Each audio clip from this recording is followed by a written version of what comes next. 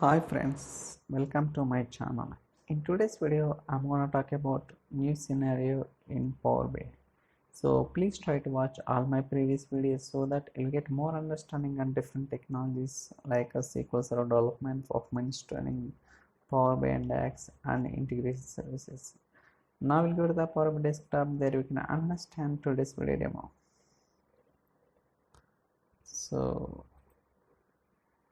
So for timing, already I have designed the report, so I'll try to explain what are the steps I have followed to design this report. It's very simple only.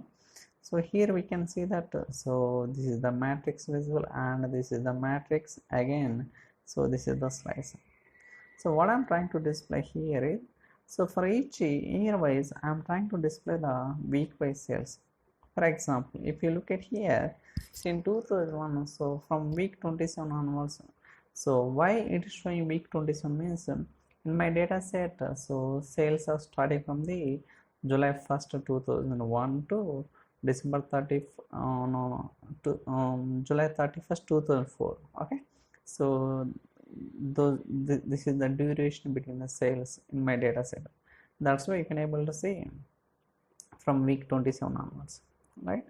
Now from 2002 we can see from week 1 to up to week 50, something like that. Okay, so likewise I'm displaying the sales for each year within the week wise. Now the requirement is, for example, if I select a slicer any one of the week, so one of the matrix visible from the selection week onwards, so remaining weeks I'm showing, but in another second matrix visible up to the selected week I'm trying to display week wise sales. So it means that, for example, I am selecting 32 week. Now you can see in this matrix visual in 2001 from 32 week onwards remaining weeks I am showing from 32 up to 53. But when it comes to here, from week 1 onwards so up to 32 weeks, as I said in 2001, so my sales are starting from week 27. That's why we can able to see these weeks only. But you can notice in 2002 from week 1 onwards you can see 32 weeks. For example, if I select a 35, you can select anything, so it works dynamically. There's no problem on that. So okay, so from week 1st to week 35. In case if I select week 10 means, so now you can see, so there is no 2001, so we can see in 2002 week 1 to week 10. So when it comes to 2001 from so 27 to up to 53. So likewise I'm displaying the based on the user selection in the slicer, so weeks are changing. And also we can notice some of the cases we are not getting total correctly, so and that's why I'm writing a separate measure to calculate the total properly. For example, if I select any one of the week number, for example I'm selecting week 32, now you can see here there is no total is not coming here properly, it's showing blank.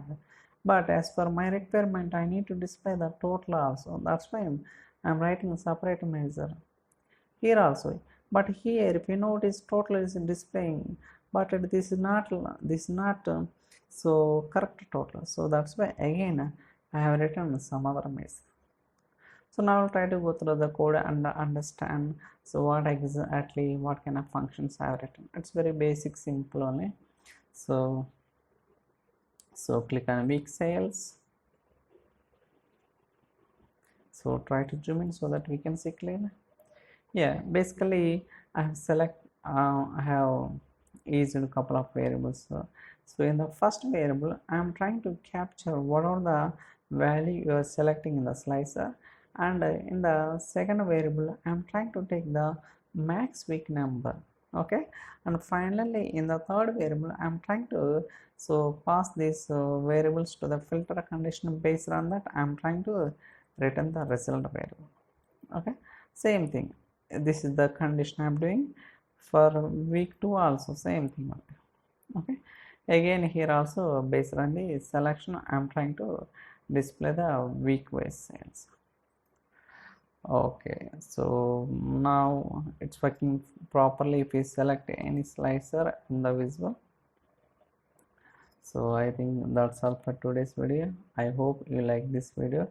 If you have any questions or queries, you can send me an email or drop your comments in the comment section so that I'll try to reply as soon as possible.